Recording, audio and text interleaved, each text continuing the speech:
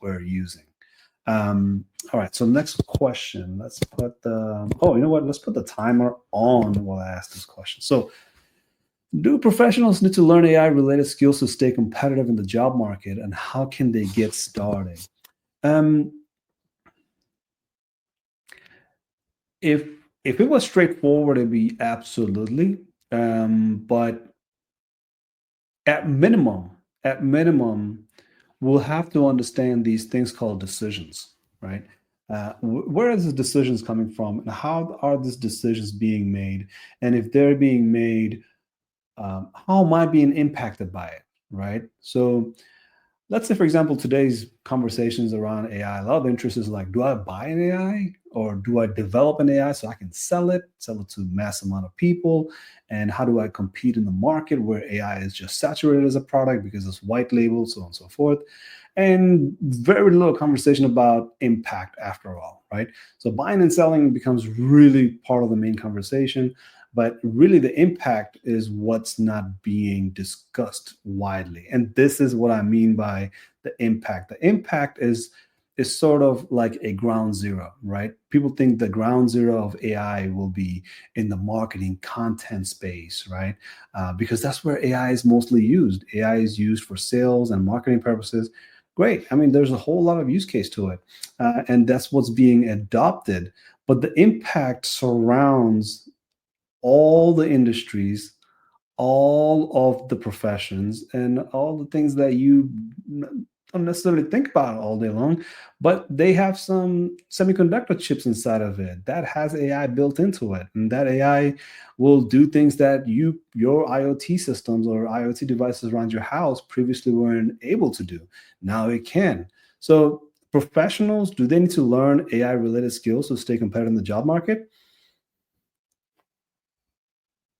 A resounding yes, but some industries won't get there anytime soon. And if they have to get started, the first thing I would recommend is never to forget what you have been doing, right? If you have a domain expertise, leverage that domain expertise. So you used to work at a legal firm as a paralegal, you have to bring that paralegal expertise into the AI space rather than bringing AI into your paralegal space. And I think that's a mindset shifting way of saying domain expertise plus AI is powerful. AI by itself is useless, right? So in my world, I cannot just be an AI subject matter expert. I know more about AI than maybe majority of the things that I don't pay attention to. But the other thing I know is supply chain planning, right? I understand supply chain planning very well because I worked in it. That's been great. So let's move on to the next question. I think I hope that answered the question about job market. So, what are the major ethical concerns surrounding AI technology? Mm. Um, well, what are the major ethical concerns surrounding technology? I think I'm going to recommend a book here. It's called 21 Lessons by Yuval Noah Harari. It's a good book to read or listen. And if you are listening, you will see where I'm going with this answer or going with this ethics side of things. There's three things that happens when it comes to ethics conversation. Is to shut down this AI conversation, to deny the fact that AI is good or bad, but shutting down is what comes out of ethics conversation. Because we don't talk about ethics with data, and it's because we never got pushed to do data in a manner that was safe, secure, and private, right? So the way data has worked, which previously was known as big data, right? Now it's known just as artificial intelligence. Big data was never really a core concern of the society. So big data, business intelligence, these things were actually put into the enterprises, and medium-sized businesses have picked it up. Small sizes of business try to attempt business intelligence. But these AIs are not necessarily contained within the business anymore. AI is a societal problem, right? So when it comes to the ethics concerns about I think we need to tie it back to the data concerns, data ethics concerns. Because if you do very good data regulations, you can actually control the output with AI. Um, Without knowing the future, trying to control the future, ethics could be something of a, a dust in a clean bowl, right? Because these AIs, if they were developed with the some of the framework that is based on data regulations, this AI's capability to do majority of the work will shift, right? Because the input matters and output is the one that makes the impact, right? So the impact is what you're seeing with the data that is being pushed out as an output. So the input of data, if you can control those, the output changes, right? And the output change means the impact is different, right? So let's say for one example, what we see in Europe versus what's happening in Asia is two different AI. And you can look at the Chinese government, you can look at the Malaysian government, and you can look at the whole European body and see the differences in data control. How are the data being used and how are this data being regulated is really a topic of concerns that makes this AI conversation difficult to have. However, um, I guess I'll leave it at that because my time's are up. It's a lengthy conversation about ethics. Ethics can go in so many ways, but it always feels like we really need to go to the basics of data, AI, machine learning, and so on and so forth, and be trained on those rather than debate about AI, which is a very, very wide spectrum of topic. Yeah, I would say, yeah. Okay, let's try this one. Actually, this one is pretty tough. I guess that's how ChatGPT has framed it, categorized it, kind of, easy to tough. Can AI be biased or discriminatory? What can be done to make AI system fair? Hmm. Um,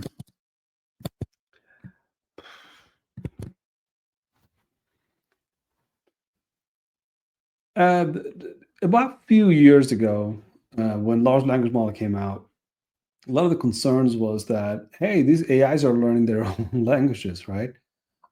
So these AIs will have self-interest. Oh wow, look at that. That's crazy because AI will have a self-interest. Now, if there's a system that has a self-interest and you pull the plug on it, are you a killer now because you're killing a sentient being, right? Well, that conversation is really, really old, but 2 years ago, it really sparked a lot of the conversation around Chat GPT. Um, can AI system be fairer? Yes, but the ownership matters, right? If you don't own an AI and you don't know how to build an AI, which is really easy to make these days because of low code, no code, you don't have to know any coding. You just ask ChatGPT how to build an AI and put some time into developing an AI. So you have an AI system that can be fair. I think you really have to take the ownership for that for yourself and then make the impact for yourself, right? Because the way the services work is you pay and you get, right? But we're not talking about monetary pay, as in if you pay attention, you'll get what it is that you need because you will take the right action. If you pay some time to what it is that you need, which is to say a system that is able to track on your behalf how the decision was made. So these are called XAI, explainable AI. If there's a system that you're interacting with and the system has explainable AI, you don't want to sit there and read through all the information in XAI, the explainable AI. What you want to do is create an AI agent that knows you very well, knows you like a lawyer that always is hanging out with you. So this lawyer AI agent goes in and looks at explainable AI and says, well, yeah, I know what that output was, but that's not the output that it should be there because this is something concerning because this is how this other AI has came up with the output. So your legal lawyer AI agent works on your behalf to tell you, hey, this is wrong. You can refute that, right? You can do something along the line of, I think that one of the basic discriminatory as a mortgage, right? If a bank was to give you the explainable AI and your AI agent was able to read that, you'll be able to fight it back. But by yourself, without an AI agent that you do not have, I think the conversation will go in a different direction. You'll end up in places where you have to still use an AI agent to defend your stance on the output. All right.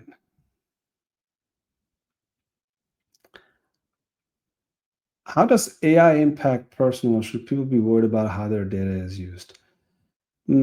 Yeah. All right. Let's get into that one. This one is one of the lengthy one as well. AI impact personal privacy, and should people be worried about how their data is used? Yes, yes, yes. Okay. You know what? I'll give you my perspective that is probably not easy to find on first pages of Google or YouTube videos or digital content. Main thing about data is that you don't value your data today because you are a user who just loves the convenience of these applications, right? Believe I'm not showing the questions here. Okay, all right. Let me go back to the here. I'll do this right here. This is a good way to do it. All right. Okay. I like this one better. Yeah. Convenience of having no worries of owning the data, having those data structured, having those data cleaned, or your laptop, all the files and folders that you have in there. What are the use cases of these files and folders? What are you going to do with those things, right? Really, I would say convenience of not having to have your data under control is the problem that we will run into in the future, right? So people should be worried about today that they're not setting up a method or a process to collect their data, to have their data stored in a place where they can secure it. And if they can secure it, how to lock it, because that data can become very valuable for other people to use. See, so when we talk about personal privacy, one of the conversations we had a long time ago and live and open public and podcast is that we don't know what privacy is because we never agreed to it, right? And if you don't know what privacy is, you're not going to understand how these data are used, right? So really, you have to set the parameters on privacy. And when you set the parameter of privacy, the parameter starts with the data, right? And if you're able to collect those data and have a ability to say, now I can control it, I can contain it. Again, that's the keyword, contain that data, and I will give access to whoever needs to use it for $1 at a piece or 2 cents a piece or 30 cents a piece. Current day data usage, if they were to, if they had to pay for your data that they look at continuously, they'll be out of business. And in a world that privacy matters, we will see more of these where data will cost more than it does today. And you want to be ready for that. That's the privacy I will tell you to be preparing for. All right. So I will do this one more. Could AI systems become dangerous or make harmful decisions if they operate without human oversight? Could AI system become dangerous or make harmful decisions? Yeah. All right. So let me answer that again with my perspective. That is something that you will not get on first page of the Google or a book that you open. A human brain, right? So this is something important to understand. Harmful decisions. We as a human make harmful decisions as well. So, but a decision as a decision doesn't care if it's harmful, good, or bad, because all the output requires and this is gonna, something to reflect on. It requires a body, right? So if it requires a body, that means there is a brain, and that brain has activities of identifying, labeling, and making decisions. So when we think about decisions, we say like, okay, this is a bad decision, good decision, this is blah, blah, blah, right? But 34,000 decisions, give or take, is being made in a human brain on a daily basis. And what does that mean for the rest of your life or previous life that you have lived so far? Those 34,000 decisions is part of your tomorrow's decision as well. So those decisions are based on your pattern, the sequences of events that happens in your life, and the decisions you make either over and over, or you stop to reflect to make better decisions on a daily basis. So you can read a lot of books about patterns and sequences and decision makings, but this is the one that you really have to think through, because this is what your human brain does today. So when AI system replicates that decision making capability, which is really hard to do, to make 34,000 decisions a day and not spend millions of dollars in servers for these AIs to make those decisions like humans do, it's a really difficult proposition. What a human brain does is collects data from five sensors, five senses, and process those data. And if you like more details on it, please feel free to reach out to me and I'll give you the numbers. Specifically collects millions of bits of data and processes it for identification purposes. Once it identifies, it goes through a labeling process. That labeling process is far more sophisticated than anything you've ever experienced in your life, because again, it's what led into the war, or led into all sorts of decisions throughout human history, is that labeling has a lot of decision. And the reason you can make that decision is because you just made a decision a few seconds ago. And you can continuously make decisions over and over. And what happens when you have a decisions that you make over and over, you develop a predictive capability. A system cannot have a predictive capability because it probably doesn't have a feedback loop.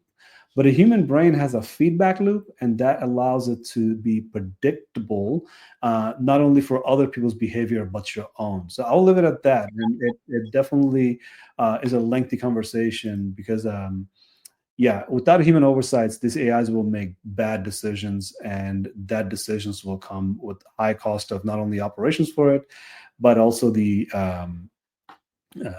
over time damages and injuries that can caused by AI. Can AI be misused by a bad actor, for example, to create deepfake cyber attacks, and how can we protect against that? I'm gonna skip this one because I made a whole 2 hour long discussions about I'm a mom and how do I tell my kids about AI. We talk a lot about these deepfakes and cyber attacks. Cyber attacks are not necessarily brutal. It's something that is very sneaky and suspicious. It doesn't hurt more. It just feels more like a betrayal. But yeah, how can we protect against that? Let me know if you're interested. I can give you the LinkedIn for that webinar we did, which was about, data literacy, AI literacy, but why, how, and what of AI, specifically for the kids. Like if you are a parent and you are raising a child, or you have a child that you like to be safe in AI space, yeah, we did a whole episode about that. Will AI eliminate many jobs? If so, which occupations are most at risk? So CMO, CFO, COO, and some of these other C-suite is what's most suspicious about and in risk for the occupations. Because what we just discussed just right now is that the decision-making capability of an AI system. If this AI systems can make decisions throughout the day and does it better, it's great. But can it make better decisions tomorrow based on the previous day's information? And that is the hard part of all things AI these days, is that it requires tremendous amount of processing power, and it might be almost impossible to, take all the occupations away. What can happen is that these occupations will fold into each other, because you'll take very little time to be a COO if you had AI agents that knows last 3 years worth of information to make decisions for tomorrow's meeting, tomorrow's engagement, tomorrow's whatever that is. So these occupations are at risk because of the decision-making capabilities. And decision-making capabilities entails that there's a human oversight, which we call human in the loop. Did not put the clock on for that, but we'll leave it at that. The human in the loop allows these jobs that can potentially be eliminated uh, because if a system can make the decisions based off of historical data, archive data, that's what the CFOs and CMOs and a lot of these CEOs do. And you can imagine what happens to a CMO because they make a lot of decisions, but the contents are pretty much evolving to get better and better every day. That does not mean the CMOs are unnecessary. It's just that CMOs will have to feed the AI some information in order to be successful in doing the job of the CMO.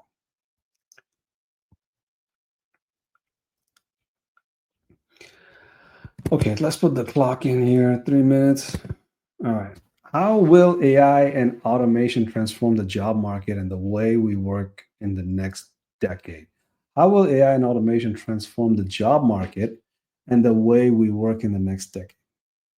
Yeah, it will change. It will change dramatically. So, for one example, is that McDonald's does not require any human inside of the store anymore because when you make a hamburger, you need a bun and you need a burger. If you make a cheeseburger, you get a cheese in between that bun and a hamburger. But now, if you want to make it a little bit more complex, you put some ketchup, mayonnaise, or not mayonnaise, pickles in it, whatever the case is. So you can see the intentional build up to a product that comes out of McDonald's. It doesn't have much of a variable that could be random. It's a very structured variable. So if you look at a structured variable, that is manufacturing, that is food services, that is your car driving capability, because you're driving on a lane and you're making a decision to get off that lane to get on the exit.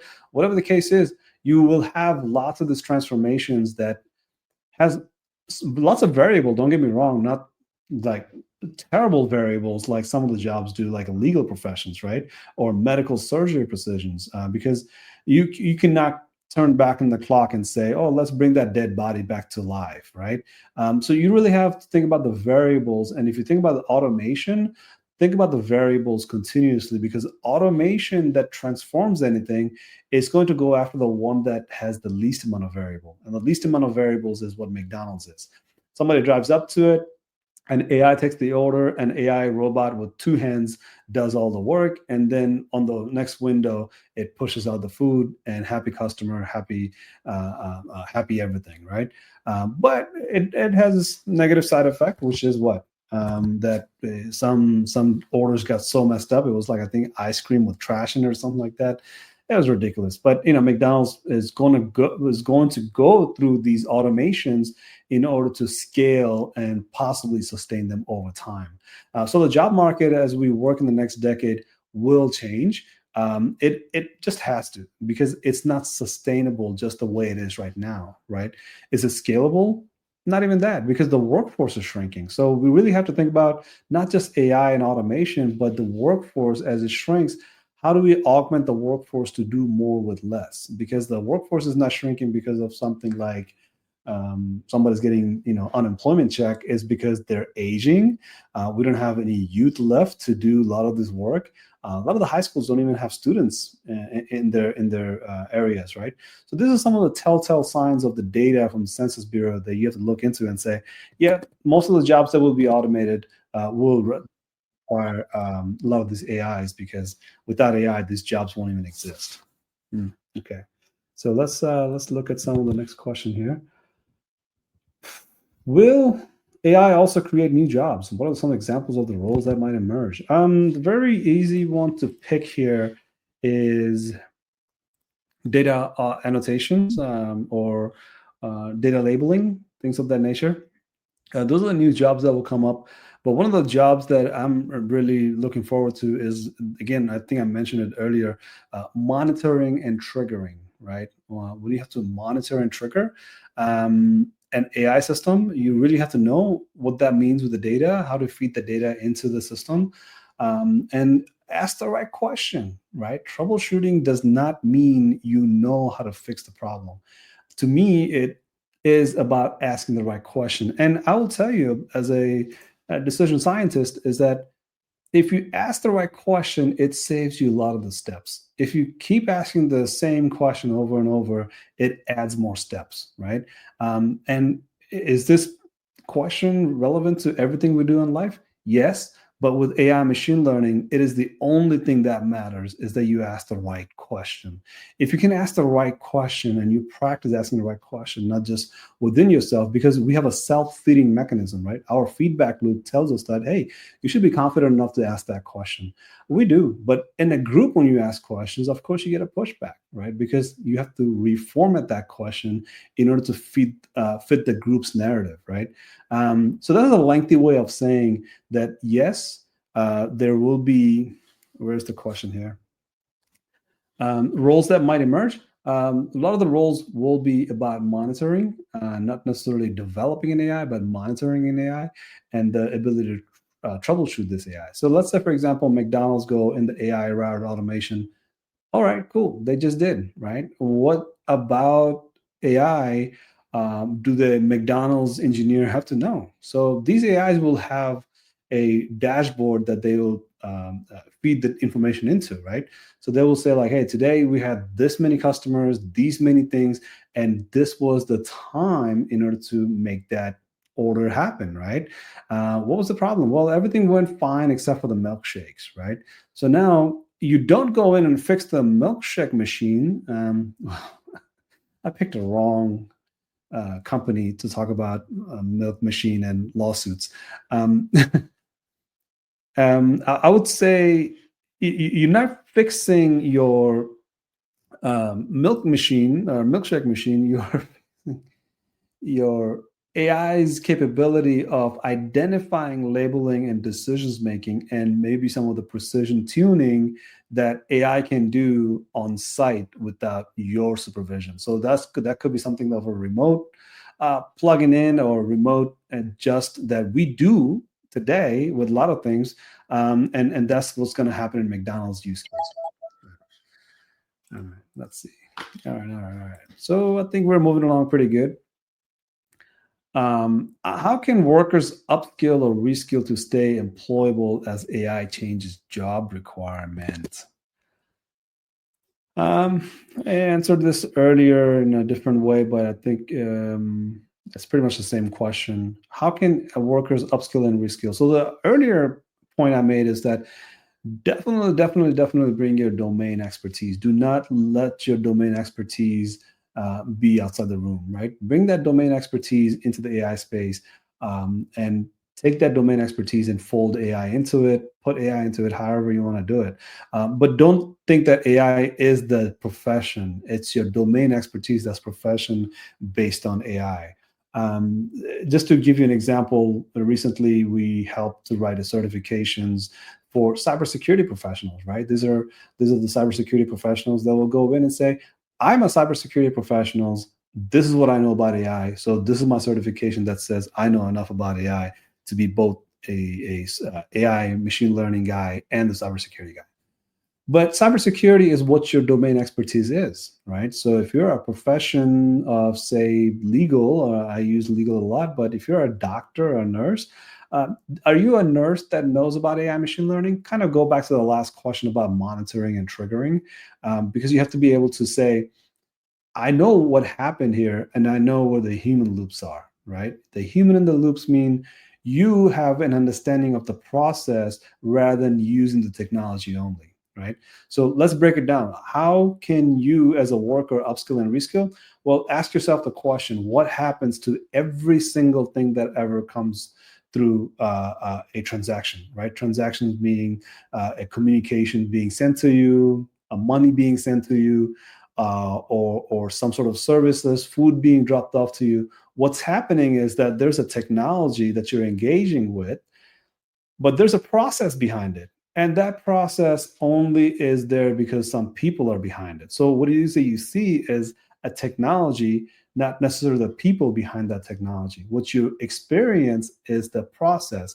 So as a nurse, if you see the technology, but you cannot describe the process, you cannot describe who it is that you have to reach out to as a person versus an AI, because you have to know it's not a question for AI, it's a question for a person, because that person is who's involved in that process, and that person's job is to help you troubleshoot, or at least get you the best tool in order to monitor that, right?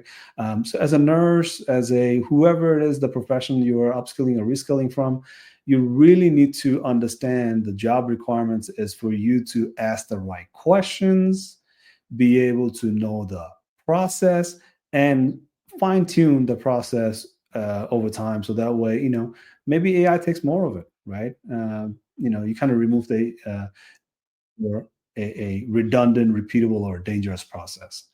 But there's a lot more to it. But that's a requirement I would definitely say identify and make decisions on.